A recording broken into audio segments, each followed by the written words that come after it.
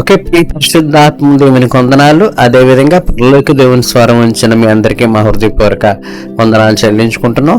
ప్రతిరోజు మీ గురించి ప్రార్థన చేస్తున్నాం ప్రేరా. ఈ శుభోదయాన్ని దేవుని యొక్క వాక్యం వినడానికి దేవుడు మనకు తెరిచిన ఈ పరలోక దేవుని స్వరాన్ని బట్టి మనందరం ప్రభువుని స్తుతించాలి. ఎందుకంటే ఉదయకాలం దేవుని యొక్క మాటలు విని మన దినచర్యను ప్రారంభించినప్పుడు ఆ రోజు ఎంత దీవెనకరంగా ఆశీర్వాదకరంగా ఉంటుంది. ఆ రోజే కాదు, బ్రతికినంతకాలం దీవెనకరంగా దేవుడు చేసే దేవుడు ఉన్నాడు. కనుక ప్రతిరోజు ఈ వాక్యాన్ని మీ దినచర్యను ప్రారంభించి ఆయన గొప్ప ఆశీర్వాదాలు పొందుకోవాలని మేము కోరుకుంటున్నాం. ఓకే, ప్రార్థన చేసి వాక్యాన్ని ధ్యానం చేసుకోవచ్చు. ఉదయ కాల సమయంలో తండ్రి పరలోక దేవుని స్వరం ద్వారా మీరు మాతో మాట్లాడుతున్నందుకు నీకు వందనాలు. ప్రతిరోజు కూడా వాక్యం ద్వారా మీరు మాతో మాట్లాడుతున్నారు దేవా, మమ్మల్ని దీవిస్తారు, ఆశీర్వదిస్తారు. మా హృదయం, మా మనసు, జీవిత స్థితిగతుల గురించి మీరు మాట్లాడుతున్న దాన్ని బట్టి నీకు వందనాలు చెల్లించుకోండి. ఈ దినాన్ని కూడా కొంత సమయం వాక్యం ధ్యానం చేసుకుంటే మరుగుపరిచి మాట్లాడమని ఏసునామమున వేడుకొంచున్నాను తండ్రి, ఆమేన్. ఓకే ప్లేరా, కీర్తన 13వ వచనంలో మనం చూసినట్టయితే ప్లేరా, సజీవుల దేశంలో నేను యెహోవా దయను పొందుదునన్న నమ్మకము నాకు లేని అలా నేను ఏమవుతున్నాను. యెహోవా కొరకు కనిపెట్టుకుని ఉండము, ధైర్యము తెచ్చుకొని నీ హృదయం నిబ్బరంగా ఉంచుకొనుము, యెహోవా కొరకు కనిపెట్టుకుని ఉండము. యేసు నామమున జరుగును గాక. చూసారు కదా, సజీవుల దేశంలో యెహోవా దయను పొందుదునన్న నమ్మకము నాకు లేని అలా నేనేమవుతున్నాను. అంటే దాని అర్థం ఏంటి? అసలు నేనేదో అయిపోతును, నాకు బ్రతుకు జీవితం లేకపోదును. చాలాసార్లు అంటే నేనేమవుతును అంటే అర్థం ఏంటంటే ఆ పని జరగకపోతే నేనేమవుతును, ఆ పని అవ్వకపోతే నేనేమవుతును అనే మాట అన్నావంటే ఏదో పెద్ద ఆపద వచ్చేది, ఏదో బ్రతుకు జీవితం ఏదో అయిపోద్ది అనే పరిస్థితుల్లోనే నేనేమవుతునంటే నేనేదో అయిపోతాను, నేను బ్రతకలేను, నేను జీవించలేను, నా బ్రతుకు అయిపోను అనే అర్థం వచ్చినప్పుడే మాత్రమే నేనేమవుతును అనే మాట మనం ఉపయోగిస్తూ చాలా సార్లు ఆ డబ్బు అందకపోతే ఏమవుతును, ఆ ఆపరేషన్ సక్సెస్ అయిపోతే ఏమవుతును, ఆ సమయానికి వాళ్ళు రాకపోతే ఏమవుతును, ఆ సమయానికి ఆ ట్రైన్ బస్సు అంకపోతే ఏమవుతును. ఇట్లాగా మనం ఏం చేస్తాం, నేనేమవుతును అంటే ఆ పని అవ్వకపోతే ఏమవుతును అంటే చాలా ఎక్కువ నష్టం భరించవలసి వచ్చును, చాలా ఎక్కువ బాధపడవలసి వచ్చును అనేటువంటి ఆ పరిస్థితి వచ్చినప్పుడు మాత్రమే నేను ఏమవుతును అనేది మనం ఉపయోగిస్తాం.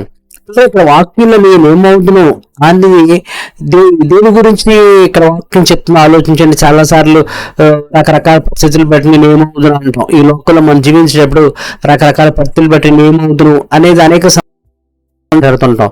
కానీ భక్తుడు ఇక్కడ మాట్లాడుతున్నాడు, యెహోవా దయను పొందుతున్న నమ్మకము నాకు లేని అలా నేను ఏమవుతును. చూసారా, దేవుని దయ పొందుకుంటాననే నమ్మకం లేకపోతే నేనేమవుతాను. చూసారు, ఇక్కడ నమ్మకము, దేవుని దయ పొందుకుంటాననే నమ్మకం. వారి దినాన్ని మన జీవితంలో అనేక ఇరుకుల్లో, ఇబ్బందుల్లో, కష్ట నష్టాల్లో మనం ఈ లోకంలో బ్రతకగలిగి ఉండాలంటే ఒకటి నీలో ఉండాలి పేరు. ఆస్తి కాదు, అంతస్తు కాదు, ఆరోగ్యం కాదు, మేడమిద్దలు కాదు, కానీ దేవుని దయను నేను పొందుకుంటాను అనే నమ్మకం నువ్వు కలిగి ఉండాలి. యేసు నామమున జరుగును గాక.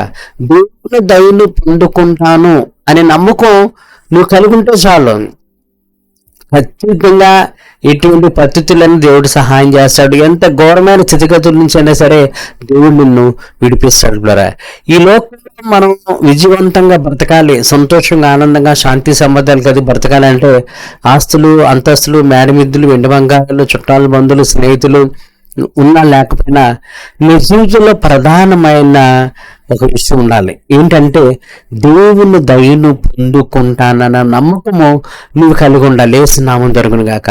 అది ఆరోగ్యశ్యులు కావచ్చు, ఆర్థిక సమస్యలు కావచ్చు, లేదా ఇంట్లో సమస్యలు కావచ్చు, బయట సమస్యలు కావచ్చు, ఏ సమస్యల్లోన్నా దేవుని దయను నేను పొందుకుంటాను అనే నమ్మకం నువ్వు కలిగి ఉండాలి. దేవుని దయను పొందుకుంటాను నమ్మకం అంటే అర్థం ఏంటి? దేవుని దయను పొందుకుంటాను అంటే ప్రతి విషయంలో కూడా దేవుడు దయ నా మీద ఉంటది, ఆయన సహాయం చేస్తాడు, ఆయన నన్ను ఆదుకుంటాడు, ఆదరిస్తాడు, ఓదార్స్తాడు, బలపడతాడు, ధైర్యపరుస్తాడు.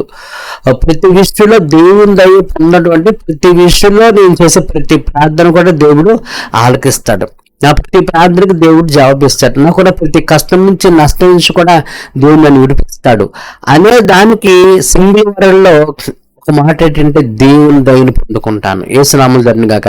దేవుని దయ నేను పొందుకున్నావు అంటే ఆ దేవుని దయ పొందుకోవడం అంటే ఏంటంటే నువ్వు ఎన్ని ఇష్టాల గురించి ప్రార్థన చేస్తున్నావో అన్ని విషయాల్లో దేవుడు జవాబిస్తాడని అర్థం. ఆ అర్థం రావడానికే దేవుని దయని పొందుకుంటాను అని ఆ భక్తుడు చెప్తున్నాడు. కనుక ఇక్కడ ఏంటి, దేవుని దయను పొందుకుంటానన్న నమ్మకం నువ్వు కలిగి ఉండాలి. ఈ లోకంలో ఇప్పుడు అనేక ఇరుకుల్లో, ఇబ్బందులు, కష్ట నష్టాల్లో వాటన్నిటిలోంచి మనం బయటకు రావాలంటే నీ జీవితంలో, నా జీవితంలో ఒక ప్రధానమైన విషయం కలిగి ఉండాలి. ఏంటంటే దేవుని దయ నేను పొందుకున్న నమ్మకం నీకు కలిగి ఉండాలి. దేవుని దయ పొంది అయిపోయిందని చెప్పట్లేదు. నేను ప్రార్థన చేశాను, నాకు అది జరిగిపోయింది, ఈ ప్రార్థన చేసి జరిగిపోయింది, ఈ ప్రార్థన చేసి జరిగిపోయింది అని చెప్పట్లేదు. నమ్మకం ఉంది నాకు, దేవుని దయని పొందుకుంటానని ఒక నమ్మకం నాకు ఉంది. అంతే. ఏసునామం జరుగును గాక. నమ్మకం ఉందనుకోండి, ఆటోమేటిక్గా దేవుడి కార్యం తర్వాత చేస్తాడు. ఈ దినాల మన నమ్మకం ఎలా ఉంటుందంటే, దేవుడు చేస్తేనే నమ్ముతున్నాం. దేవుడు ఏది మనం అడిగితే దేవుడు చేస్తేనే దేవుడు ఉన్నాడని నమ్మకం మనం కలిగి ఉంటున్నాం. కానీ ఇక్కడ వాక్యం ఏంటంటే, ఇంకా ఆ భక్తుడు అడిగింది దేవుడు ఇంకా చేయలేదు. ఆ భక్తుడు ఏం అడుగుతున్నాడో అదేదో కూడా ఆయన చేయలేదు. కాకపోతే దేవుడు చేస్తాడు అని నమ్మకం మాత్రం ఉందంతే. ఏసునామం జరుగును గాక. దేవుడు చేసాడు అనేది చెప్పలేరు. అని అయిపోయింది కాబట్టి మన ప్రార్థన ఆలోచించి దేవుడు ఇచ్చాడు కాబట్టి ఈ దేవుడు చేస్తాడు అని చెప్పగలుగుతున్నాం. ఇక్కడ అలా కాదు, ఇంకా పని అవ్వలేదు, నువ్వు ప్రార్థన చేసావు, ఆ ప్రార్థనకు దేవుడు జవాబు ఇస్తాడు, అది దేవుడిపై పొందుకుంటాను అనే నమ్మకం మాత్రం ఉందంతే. ఈ జీవితంలో పిల్లరా ప్రార్థన అడిగిన తర్వాత దేవుడు ఇచ్చాడని చెప్పడం చాలా తేలికే. కానీ దానికంటే మన జీవితంలో ఉండవలసింది, ప్రాముఖ్యమైనది ఏంటంటే దేవుని దయ పొందుకుంటాను అన్న నమ్మకము నువ్వు కలిగి ఉండాలి. ఇది జీవితాంతం నీకు ఉపయోగపడుతుంది. దేవుని దయ నేను పొందుకుంటాను అన్న నమ్మకం నువ్వు కలిగి ఉన్నప్పుడు జీవితాంతము కూడా అన్ని విషయాలు దేవుడు సహాయం చేస్తాడు నాకు అని ధైర్యంగా నువ్వు ఉండగలుగుతావు. ఇదిన్నల్లా దేవుడు చేసాడు అని చెప్పడం కంటే అది తర్వాత ఈజీగా చెప్పచ్చు మనం. దేవుడు నీ ప్రార్థన జవాబు ఇచ్చిన తర్వాత దేవుడు చేశాడని చెప్పడం తేలికే, అది బాగానే ఉంది. కానీ అది జరగాలంటే ముందు ఒక విషయం కలిగి ఉండాలి, ఒక విషయం నువ్వు తెలుసుకోవాలి. ఏంటంటే దేవుని దయను నేను పొందుకుంటాను అనే నమ్మకం నువ్వు కలిగి ఉండాలి. ఆ నమ్మకం కలిగి ఉంటే దేవుడు అడిగింది ఇస్తాడు. నువ్వు ఏది ప్రార్థన చేసినా దేవుడు ఇస్తాడు. నువ్వు అడిగింది, నువ్వు ఆశించింది నువ్వు పొందుకోవాలంటే ముందు నీ హృదయంలో ఒక భావం ఉండాలి. ఏంటంటే ఈ విషయంలో నేను దేవుని దయను పొందుకుంటాను అనే నమ్మకం నువ్వు కలిగి ఉన్నావా? అది వివాహం కావచ్చు, నీ ఉద్యోగం కావచ్చు, గర్భఫలం కావచ్చు, బిడ్డల చదువులు, ఉద్యోగాలు కావచ్చు, నీ ఆర్థిక సమస్యలు కావచ్చు, ఆరోగ్యం కావచ్చు, ఏదైనా సరే నువ్వు హృదయంలో ఉండవలసింది ఏంటంటే, నువ్వు బతికినంత కాలం నీలో ఉండవలసింది ఏంటంటే దేవుని దయను పొందుకుంటాను అనే నమ్మకం నువ్వు కలిగి ఉండాలి. అది బ్రతికినంత కాలం నీ జీవితంలో ఉన్నప్పుడు, ఆ నమ్మకం కలిగి ఉన్నప్పుడు మార్కు సువార్త అంటాడు కదా, నమ్ముటి వాళ్ళైతే నమ్ము ప్రతి వానికి కూడా సాధ్యమే. కనుక నా ప్రియ సహోదరుడా, నీ దగ్గర ఆస్తున్నా, అంతస్తున్నా, మేడమిద్దులున్నా, ఏమున్నా లేకపోయినా పర్లేదు, నీ జీవితంలో ఒకటి మాత్రము జీవితాంతము కలిగి ఉండాలి. ఏంటంటే దేవుని దయ నేను పొందుకుంటాను. ఈ విషయంలో ప్రార్థన చేస్తున్నాను, ఈ విషయంలో దేవుని దయని నేను పొందుకుంటాను. అంటే ఈ విషయంలో ప్రార్థన చేస్తున్నాను, దేవుని దయ పొందుకుంటాను అనే నమ్మకం నాకు ఉంది. అంటే దేవుడు ఖచ్చితంగా ఈ విషయంలో దేవుడు నాకు సహాయం చేస్తాడు అని నమ్మాలి. నమ్మినప్పుడు ఖచ్చితంగా దేవుని దయ నువ్వు పొందుకుంటావు. ఈ దినాలు కార్యం అయిన తర్వాత చాలా గొప్పగా చాలా మంది చెప్తున్నారు. కార్యం అవ్వకముందు ఆ దేవుని దయను పొందుకుంటున్న నమ్మకం చాలాసార్లు ఉండక ప్రాబ్లం రాగానే సొండిగి గొండిగి ఏంటి బ్రతుకు, ఏంటి జీవితం అని నిరాశ నిస్సరోలు మునిగిపోయే వాళ్ళు చాలా మంది ఉంటున్నారు. నా ప్రియ సహోదరుడా, బ్రతుకులంత కాలం కూడా నీ విశ్వాసం కలిగి ఉండు, వాక్యానుసారంగా జీవించు. మూడవది దేవుని దయని పొందుకుంటాను అనే నమ్మకం నువ్వు కలిగి ఉండు. అది ఎంత భయంకరమైన ప్రాబ్లం నీ జీవితంలోకి వచ్చినా, ఈ లోకంలో ఎవరు పరిష్కారం చూపలేని సమస్య నీ జీవితంలో వచ్చినా, ఎంత క్లిష్టమైన సమస్య నీ జీవితంలో వచ్చినా, ఒకటి మాత్రం నువ్వు కలిగి ఉండు. నీకు ఆస్తి అంతస్తులు మేడ మీద ఉన్నా లేకపోయినా మాత్రం ఒకటి మాత్రం నువ్వు కలిగి ఉండు, నీ జీవితాంతం కలిగి ఉండు. ఏంటంటే అది దేవుని దయను నేను పొందుకుంటాను అనే నమ్మకం మాత్రం నువ్వు కలిగి ఉండు. ఆ నమ్మకం నీ జీవితంలో ప్రతి ప్రార్థనకి జవాబులు తెచ్చిపెడుతుంది. ప్రతి ప్రాబ్లం నీ జీవితం నుంచి పోతుంది. ఆశీర్వాదం దీవెన నీ జీవితంలో నువ్వు పొందుకుంటున్న ప్రియ సహోదరి సహోదరుడే, ఈరోజు నీ దగ్గర నా దగ్గర ఉండవలసింది ఏంటంటే దేవుని దయ నేను పొందుకుంటాను.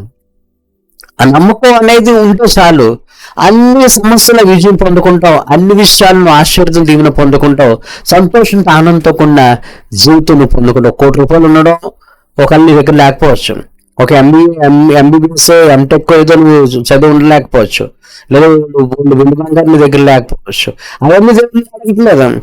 ఈరోజు ఏంటంటే ఆయన పట్ల ఆయన దయని పొందుకుంటాను నమ్మకం మాత్రమే కలిగి ఉండవు. ఆ దేవుని పొందుకుంటాను నమ్మకం ఉంటే చాలు, ఆస్తులు అంతస్తులు మేళ్ళ మిద్దులు వెండి బంగారులు శాంతి అన్నీ వస్తాయి. ఈ రోజు అటువంటి ప్రాముఖ్యమైన దేవుని దయ నేను పొందుకుంటాను అని నమ్మకం నువ్వు కలిగిన దేవుని పొందుకోవాలని దేవుడు కోరుకుంటున్నాడు. ప్రియమైన వాళ్ళరా, అటువంటి సంతోషకరమైన ఆనందకరమైన జీవితాన్ని దేవుడు మీకు మాకు అనుగ్రహించును గాక. ప్రార్థన చేద్దాం.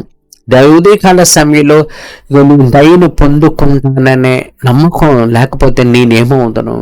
ఆ భక్తుడు బతుకుతున్నాడంటే కేవలం దేవుని దయను పొందుకుంటాను అనే ఒక నమ్మకంతోనే ఆ భక్తుడు బతుకుతున్నాడు. పిల్లరా, ఇది మన జీవితంలో నువ్వే నమ్మకంతో బతుకుతున్నావు. ఆస్తుంది మేడమిద్దులు ఉన్నాయని నమ్మకంతోనా, నువ్వు దేవుని దయను పొందుకుంటాననే ఒక నమ్మకంతో నువ్వు బతుకుతున్నావా?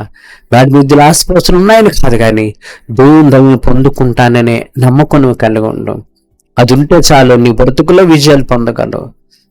ఉదయకాల సమయంలో ఈ వాక్యం ప్రతి బిడ్డ జీవితంలో తండ్రి మీరు గొప్ప కార్యాలు జరిగించండి. వారిలో దేవుని దయను పొందుకుంటానే నమ్మకం వారి కలిగి ఉండడానికి సహాయం చేయి. ఆ నమ్మకం బట్టి వారి జీవితంలో గొప్ప కార్యాలు చేసే దేవుడు కనుక ప్రతి ఒక్కరిని కూడా అట్టి రీతికి మీరు జీవించి ఆశీర్వదించమని, సమస్త మహిమా ప్రభావాలు కానీ తండ్రి మీరే పొందండి.